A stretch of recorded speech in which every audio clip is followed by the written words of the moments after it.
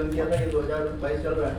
और आने के बाद में सबसे पहले दाता सर ने एक अपॉर्चुनिटी दी थी मुझे कि HMPL में एक म्यूचुअल रिस्पॉन्सिबिलिटी मीटिंग हुई, तो वहाँ पे भेजा था। वहाँ पे काफ़ी लोगों से मिलने का मौका मिला।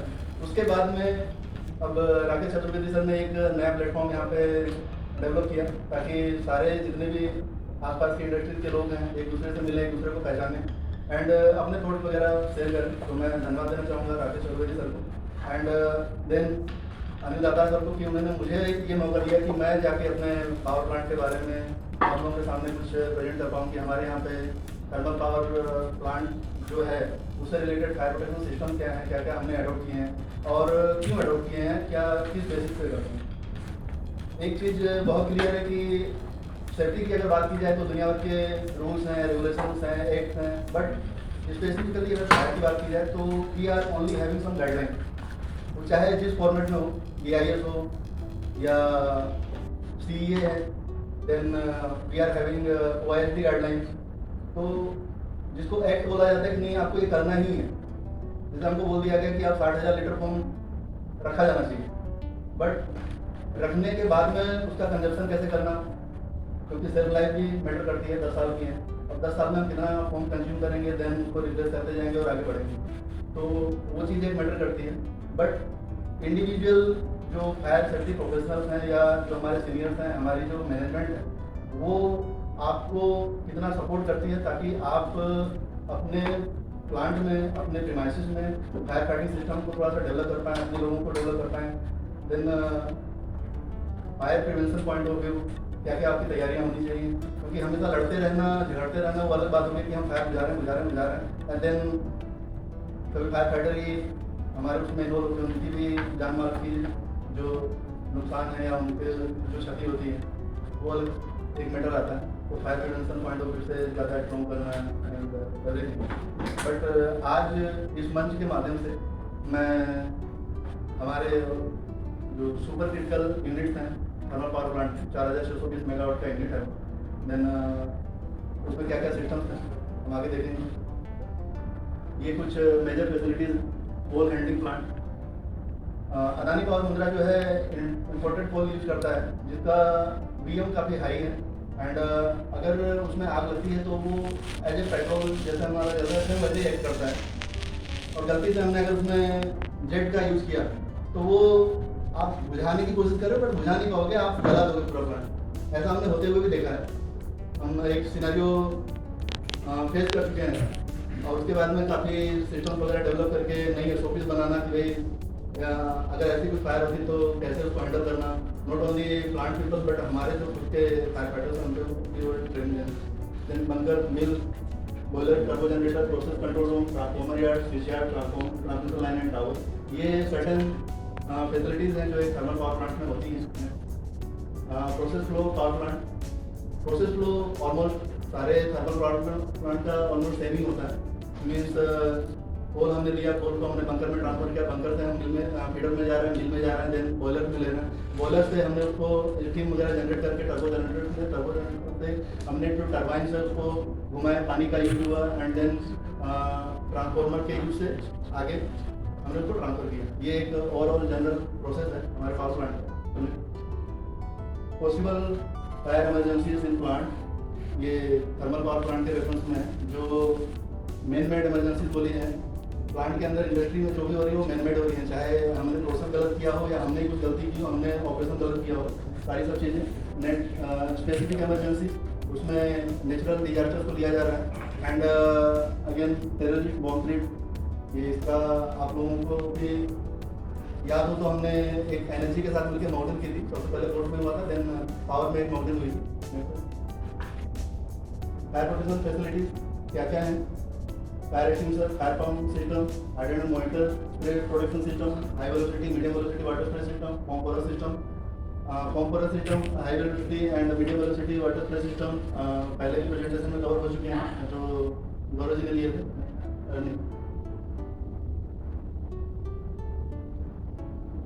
Fire alarm and detection system, fire tender, CO2 cutting system for bunker, emergency system for control room. इसमें से अगर देखी जाए तो बहुत सारी चीज़ें बहुत सारे पावर प्लांट में मिस हो जाती हैं या कॉस्ट काउंटर की वजह से नहीं लगाया जाता। क्यों नहीं लगाया जाता?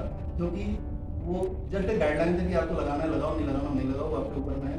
बट वी आर फॉर्चुनेट कि अदानी मैनेजमेंट इन सब चीज़ों को थोड़ा सा केयर करते हुए अगर कोई प्रपोजल जाता है कुछ जाता है तो मैनेजमेंट उस वे में सोचती है कि हमको आखिरकार बिजनेस मैटर, पैसा सब बड़ी चीज़ है। ये एक गाइडलाइन है कि हम अपने प्लांट में कैसे मैनेज करते हैं। सिस्टम डिस्क्रिप्शन, क्योंकि सिस्टम के बारे में अगर जानेंगे नहीं तो उसके खतरों को पहचानेंगे कैसे, नहीं उसके हजार्ड क्या हैं। प्रोसेस सेफ्टी मैनेजमेंट अभी जैसे हर प्लांट में चलता है, हमारे यहाँ पर भी धीरे धीरे इम्प्लीमेंटेशन फेज में जाके हर जो हाई हजार्ड इक्विपमेंट है उनका प्रोसेस हजार्ड एनालिसिस हुआ है। तो बाकी प्लांट में नहीं था, बट हमारे प्लांट में जैसे मेजर एक 9 यूनिट का पूरा पावर प्लांट है और बहुत सारे फायर फाइटिंग सिस्टम्स हैं, ह्यूज नंबर हैं। तो वो सब देखते हुए यहाँ पर उसका प्रोसेस हजार्ड एनालिसिस जो है फायर फाइटिंग सिस्टम का भी किया गया। देन फायर रिस्क असेसमेंट, क्या क्या रिस्क हैं, इसको अलग वे में लिया जाए तो एक क्रॉस फंक्शनल टीम है पूरे ग्रुप की। हर साल एक टेक्निकल ऑडिट होता है। टेक्निकल ऑडिट जब देखा जाए तो पूरे प्लांट का होता है, बट वो मेजर फोकस उनका जो रहता है सिर्फ और सिर्फ फायर फाइटिंग के ऊपर ही रहता है। कोई भी ऑडिटर हो, अगर वो स्टोर का भी ऑडिट कर रहा है, स्टोर का पर्सन है आके अगर स्टोर का भी ऑडिट कर रहा है तो सबसे पहले वो एक्सटिंग्विशर और आपके जो फायर डिटेक्शन सिस्टम लगे हुए हैं उनके बारे में वहाँ पर डिस्कशन ज़्यादा होता है। नेक्स्ट फायर रिस्क रेटिंग, किस लेवल पर हैं हम लोग। रिसोर्स रिस्क, कोई भी हमारी कमियाँ हैं, जैसे हाइड्रोजन जनरेशन हमारा यूनिट था, वहाँ पे कुछ सालों पहले फायर स्प्रे सिस्टम नहीं था, बट आज की डेट में ये एनालिसिस होने के बाद में एक लेवल पर पहुँचे और उसको ना सिर्फ लगाया गया बट उसको जो है ऑटो में रखा गया। इन केस अगर वहाँ पे कोई लीकेज होता है, मेजर जो हमारे हाइड्रोजन का जो एलियल या एलियल बोला जाए, एलियल 4% 78%, तो 4% पे ना आते हुए 2% या 1% पे ही उसकी ऐसी सेटिंग की है, 1% पे आपके स्प्रे सिस्टम जो है एक्टिव हो जाता है। Next, regularly reviewing the risk assessment.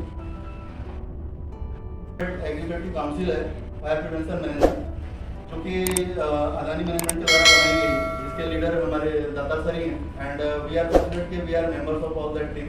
And उसको देखते हुए हमने अभी हमारे जो ATL अदानी ट्रांसमिशन लिमिटेड है उसके 30 लोकेशन का हमने ऑडिट किया था और उसके रिलेटेड जो ऑब्जर्वेशन आए थे, उनका जो रिसर्च करने के बाद जो पॉइंट्स आए थे उनके मैनेजमेंट के साथ में शेयर किया गया। शेयर करने के बाद में नॉट इवन सब स्टेशन जो है वहाँ से, बल्कि उनकी जो HO में जो टीम बैठ रही है उससे लगातार ये चल रहा है कि आपने क्यों दिया, क्या दिया, कैसे दिया। तो हमने सारे जो स्टैंडर्ड हमारे होते हैं बने हुए, CEA के हों या BIS से रिलेटेड हों, उसका रेफरेंस देते हुए और उसके ऊपर काम किया जा रहा है वहाँ।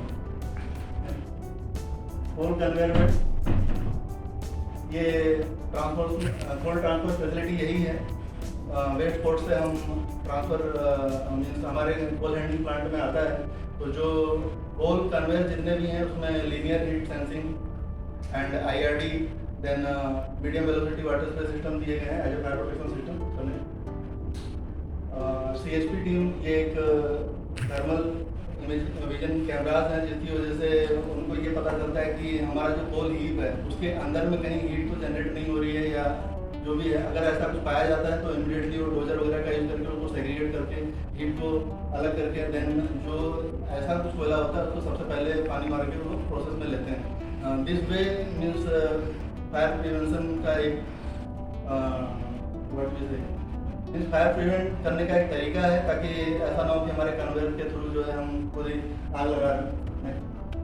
इमरजेंसी सिस्टम, जितने कंट्रोल रूम्स हैं, CO2 फ्लडिंग सिस्टम, कोल बंकर के प्रोटेक्शन के लिए जनरली ये देखा जाता है कि अगर कोयला अगर ज़्यादा देर तक स्टेकिंग करके अंदर रखा हुआ है तो धीरे धीरे उसमें मीन्स बर्निंग स्टार्ट हो जाती है, स्मोल्डरिंग स्टार्ट हो जाते हैं एंड देन धुआं निकलना, आग, ये सब सारी सब चीज़ें हो जाती हैं। तो उसको रोकने के लिए CO2 फ्लडिंग सिस्टम कोल बंकर तो दिए गए हैं।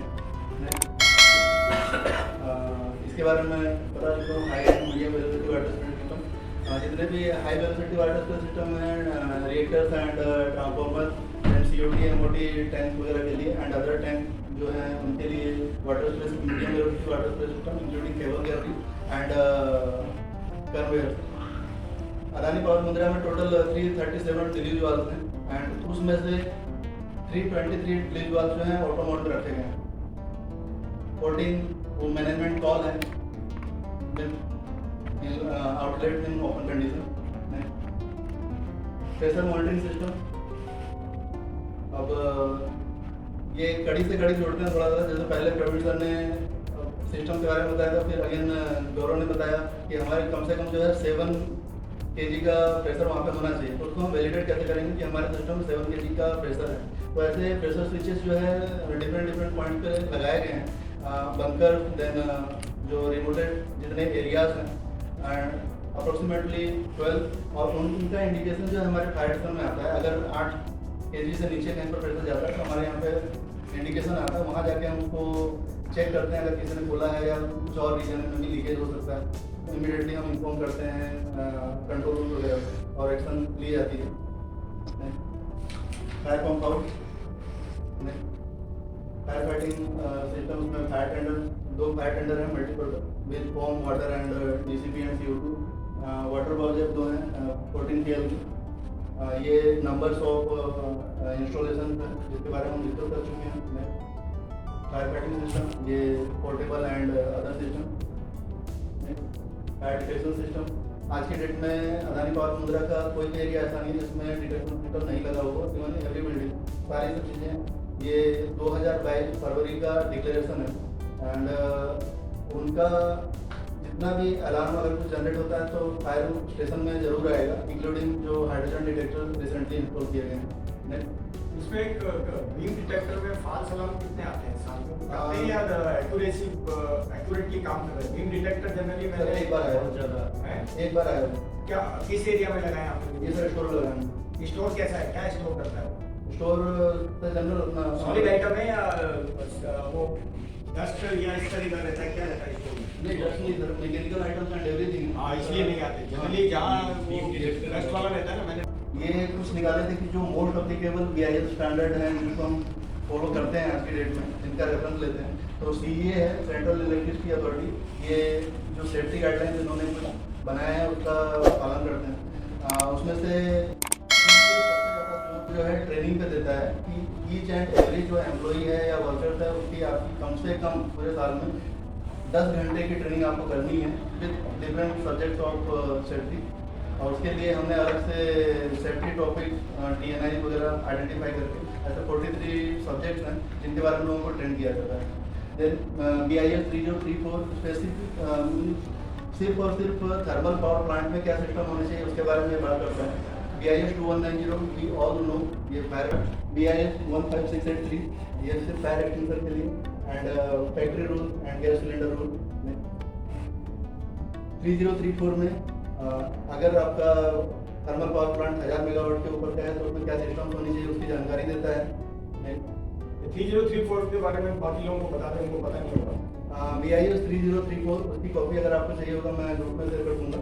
एंड ये सिर्फ और सिर्फ आपके जो थर्मल पावर प्लांट में क्या सिस्टम होनी चाहिए, अगर ट्रांसफार्मर है तो उसमें सिस्टम कितने मेगा MVA का है वहाँ पे देना है, कितने नहीं देना है, टेबल गैलरी में क्या सिस्टम होनी चाहिए, LHS कहाँ लगाना है, बीम डिटेक्टर कहाँ लगाने हैं, आपके जो फायर प्रोटेक्शन सिस्टम इंस्टॉल कर रखे हैं उनका testing, inspection and maintenance schedule क्या होना चाहिए उसके बारे में ज़्यादा जानकारी देता है। इसमें category of power plant 4 category में डिवाइड की है जनरेशन के हिसाब से। तो इसमें आपको हर एक पावर प्लांट का क्या सेटअप होना चाहिए वो जनरेशन कैपेसिटी के हिसाब से आपको क्लियर कट बहुत ही अच्छा गाइडलाइन हाईलाइट करने की जरूरत है। नेक्स्ट ये भी अब इसमें फायर स्टेशन के बारे में भी बताया जाता है कि आपके फायर स्टेशन का लोकेशन ऐसा होना चाहिए कि 5 मिनट के अंदर आप कहीं भी रिस्पॉन्ड करने की आपकी क्षमता रहे। तो उसको देखते हुए हमारे यहाँ पे 2 लोकेशन पर हम टर्न आउट करते हैं, एक main fire station and then phase 4 में। ठीक है, 5 मिनट इसमें BIS में दिखा है 3034।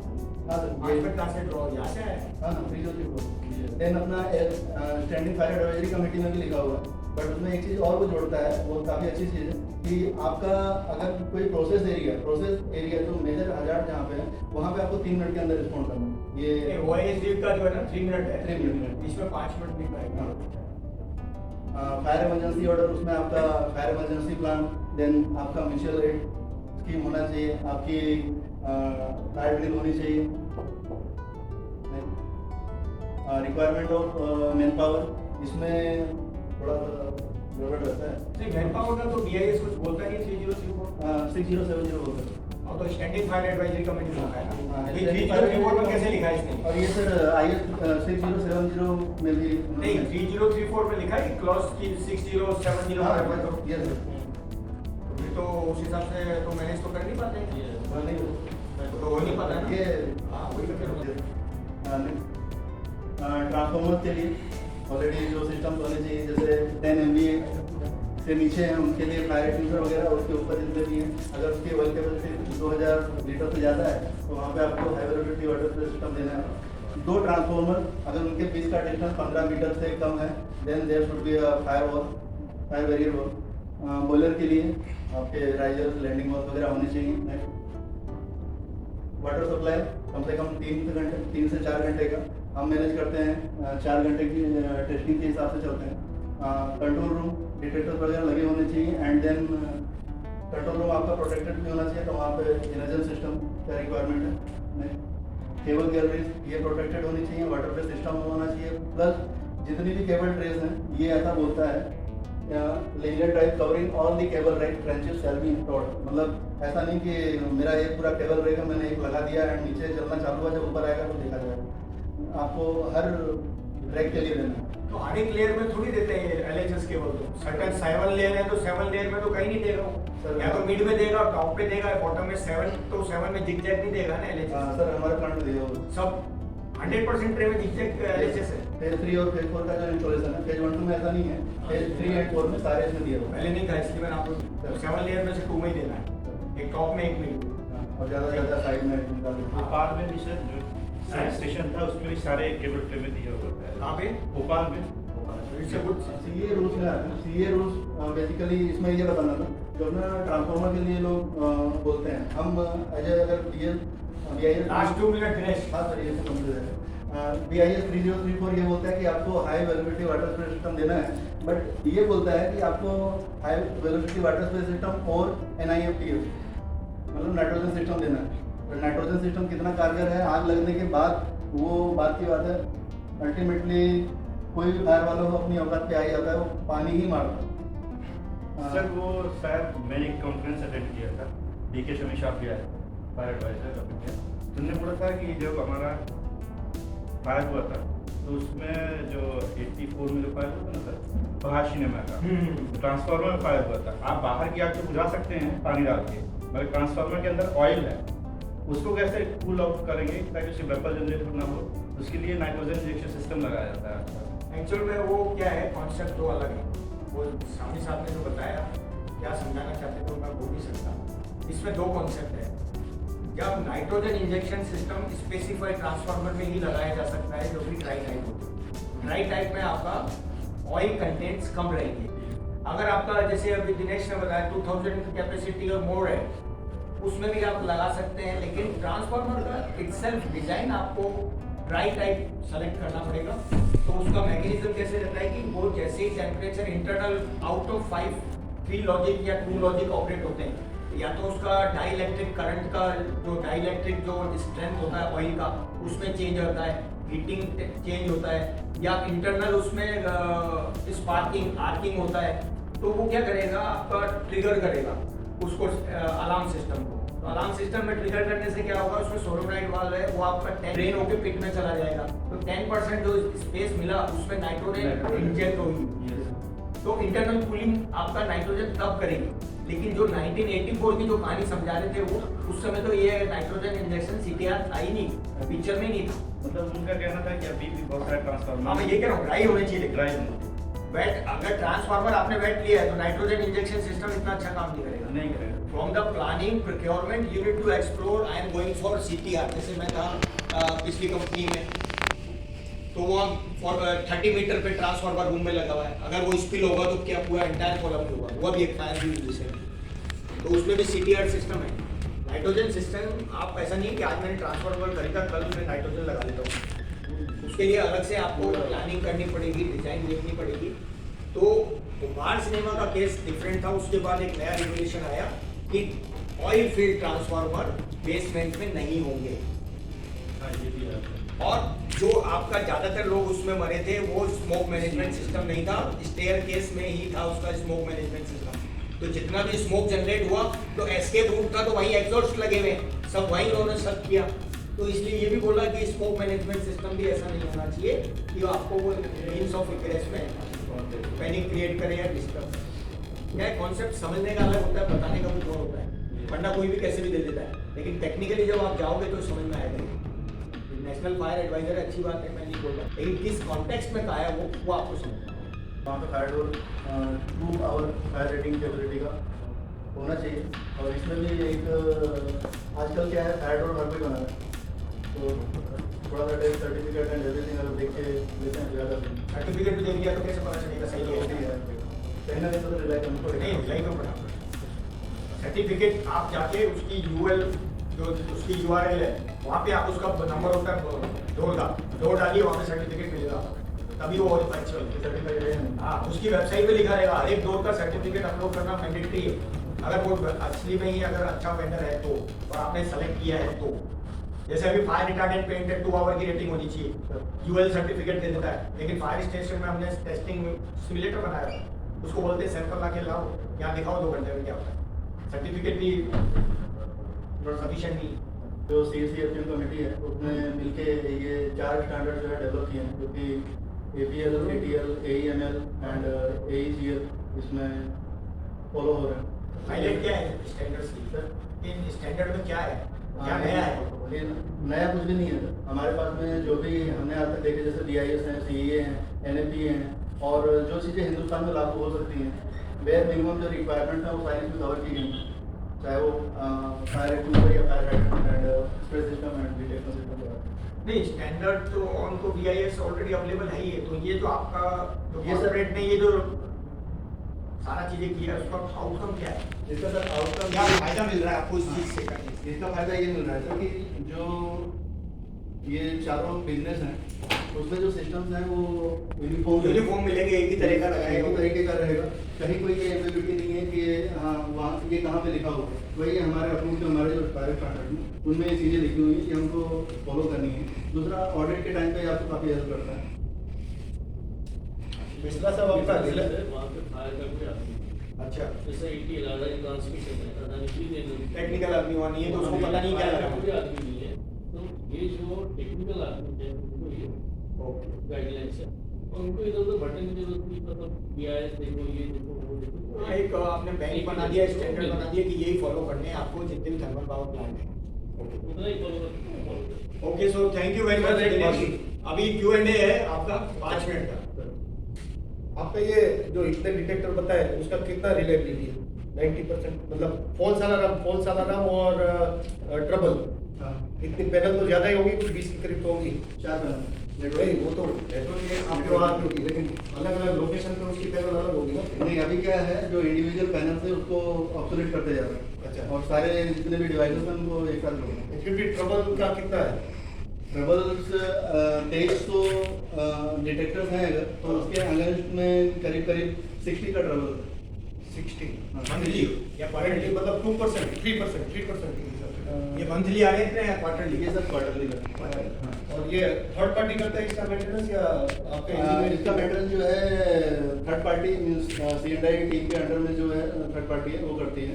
एंड इसका हम लोग क्या है साल में एक बार लूप वाइज टेस्टिंग करते हैं, ज्वाइंट टेस्टिंग होता है ऑपरेशन। साल में एक बार एक डिटेक्टर एक साल में एक बार टेस्ट नहीं, ऐसा पॉसिबल ही नहीं।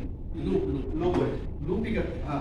और डिटेक्टर नहीं। नहीं, मतलब लेकिन, शायद अगर आप मान लीजिए अगर एक लूप में आपके 98 डिटेक्टर्स आते हैं, ठीक है, 98 डिटेक्टर्स में आज आपने लूप में अगर 20 किए, एक साल में 20 किए उसी लूप के, तो दूसरी बार उसी डिटेक्टर को आने में कितना टाइम लग सकता है? ऐसा कोई मतलब वो है क्या? टेस्टिंग के लिए नहीं है बट मेंटेनेंस के लिए है। टेस्टिंग में अपना BIS है ना 2187 है, क्वार्टरली उसमें इसलिए दिया गया 100% डिटेक्टर कवर होने चाहिए। फर्स्ट क्वार्टर में आपका 33% डिटेक्टर होने चाहिए, सेकंड क्वार्टर में नेक्स्ट 33 ऐसा करके है। ये जो सिस्टम है ना, खाली एड्रेसेबल उसमें भी सर वही इंडिविजुअल ग्रुप में नहीं, वो तो सर सेम ही है। इंटेलिजेंट सिस्टम के लिए भी तो अपना टेस्टिंग तो क्वार्टरली है। बट हमारे यहाँ प्रैक्टिस ये है कि टेस्टिंग जो है लूप वाइज करते हैं, बट उसका जो ये एक बार पैनल जो C&I वाला जो टेस्ट करता है मींस आउटसाइड टीम को बुला के कि उसके कौन से लूप में कौन से डिवाइस में फॉल्ट है, वो सारी चीजें आइडेंटिफाई करनी नहीं, इसमें कैसा होता है, एक पूरा उसके पास में डाटा आता है। नहीं वो बात सही है। हमारा क्या कहना था, जो त्रिवेदी का क्वेश्चन है कि एज पर BIS या NFPA 72 बोले तो साल में 100 डिटेक्टर हैं तो 100 के 100 टेस्ट हो जाने चाहिए। एक साल में एक डिटेक्टर का बारी आना ही चाहिए टेस्टिंग में। उसमें कैसा है कि वो कैसे तो आएगा, जब आप sensitivity एक क्वार्टर होता में है। डिफाइन करोगे कि मेरे एक क्वार्टर में इतने होंगे और वो नंबर भी लिखा रहता है, एक ही डिटेक्टर का साल में 2 बार नंबर नहीं आना नहीं चाहिए, आना। वो भी डिफाइंड रहेगा। वरना क्या है, उसको रोड टेस्ट करोगे तो उसका सेंसिटिविटी में दिक्कत हो जाएगी, तबीयत खराब हो जाएगी रोड टेस्ट करोगे टेस्ट तो 100% तो टेस्टिंग मैंडेटरी है। तो एक बार तुम्हारा जो डिपार्टमेंट है CI है जो इलेक्ट्रिकल है, एक बार उससे बात करना। हमारे यहाँ तो इस तरह से हमने इम्प्लीमेंट किया और पिछली कंपनी में भी हमने ऐसा ही देखा। क्वार्टरली मतलब ही यही है, साल में 100 है तो 100 का नंबर आना चाहिए और 100 के साथ में मैनुअल कॉल पॉइंट भी आने चाहिए, हुटर भी आने चाहिए, स्टॉप भी आने चाहिए, स्टॉप भी आने चाहिए। ज्यादा नहीं है तो वो हो जाता है। नहीं, एक बार चेक कर लेना, क्योंकि हम ये तो अपन एक पार्ट ऑफ लर्निंग है ना हमारा, एक दूसरे से सीखने के लिए बैठे हैं। हमारे तो ये हम फॉल्ट से बहुत चैलेंज है हमारे लिए, इसके लिए हम बोल रहे थे कि इतने सारे डिटेक्टर के फॉल्ट को कैसे नहीं, हमारे यहाँ पे सर जो ये डिटेक्टर लगे हुए हैं, पॉइंट डिटेक्टर जितने भी हैं, means small detector, multi sensor and everything, उनकी 100% टेस्टिंग नहीं हो पाती, बट IRT एंड LHS की लूप टेस्टिंग प्लस MCT ये पूरे साथ में हम हम तो 100 ही करते हैं, उसके बाद भी एक दो फॉल्स आ जाता है।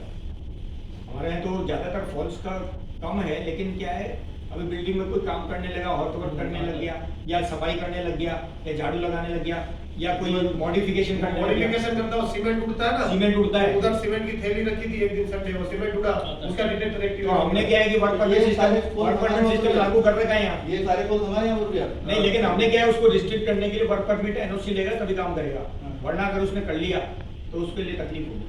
तो पहले मेल आ जाता है कि 3 डिवाइस आपकी डिसेबल कर दो, यहाँ में करने ये नहीं वाला करेंगे। नहीं, हम लोग डिसेबल नहीं करते, हम वो कैप लगा देते हैं। हाँ, कैप लगा देते हैं। डिसेबल ही हो गया ना, उसको सूंघने की शक्ति बंद कर दी तुमने, डिसेबल हो गया। 2563 एक्सटिंग्विशर को क्वार्टरली और मंथली हो जाता है इंस्पेक्शन। मंथली हो जाता है। 2563 हाँ, पूरे आउटसाइड से करते हैं या हमारी जो ये 51 लोगों की टीम है उसमें से करवाते हैं 51 और क्वार्टरली ये 2 बाय मतलब जो 2500 एक्टिंग यूजर उनका इंस्पेक्शन, देन क्वार्टरली जो मेंटेनेंस है वो सारी चीजें तो in house he in house ही करते हैं। अच्छा, एक अभी मैंने स्लाइड में सुना था बंकर वाला कोई एरिया था, वहाँ CO2 लगा रखा, आपने बोला कि वहाँ स्मोक होगा या होगा, CO2 का क्या बेनिफिट क्या है वहाँ? CO2 जनरली सर वही, अगर उसमें से ऑक्सीडेशन चालू हो तो चुका बंकर में तो कोल ही है ना, हाँ, कोल ही कोल है। में CO2 क्यों लगाया आपने? कोल में CO2 सर अगर स्मोक जनरेट होना चालू हो जाता है तो ऑटोमेटिकली एक बार उसको स्पेस मिला तो उसका ऑक्सीडेशन अगर ज्यादा उसके बजाय नाइट्रोजन होना चाहिए, एक्सपेंशन रेशियो ज्यादा है उसका 750 है, इसका 450 है, CO2 ही दिया हुआ। वो गलत दिया है, इसलिए मैंने बोला। मैंने जहाँ भी देखा है ना साइलोज और यहाँ पे नाइट्रोजन सिस्टम ही देखा है। तो BIS बोल रहे हैं CO2 को। वो कोई BIS तो वो अपनी सोच भी है ना। Yes, sir. हमने एरोसोल लगाया, एरोसोल कौन बोलता है, इसकी हिम्मत है लगा ले। वेस्ट बेसिन में कर दिया प्रोजेक्ट, यहाँ भी करेंगे, क्योंकि रीजन क्या है कि उतना इम्पैक्ट नहीं मिलेगा CO2 से। अगर नाइट्रोजन आपको क्या है फिर रेडिली अवेलेबल है या आप नाइट्रोजन ज्यादा इम्पैक्टफुल है उसमें। इसमें सर प्लांट टू प्लांट थोड़ा सा डिफरेंस है। हमारा जो UCCL वाला प्लांट है वहाँ पे नाइट्रोजन वो यूज करते हैं। वही मैं आपको बोला। वो नाइट्रोजन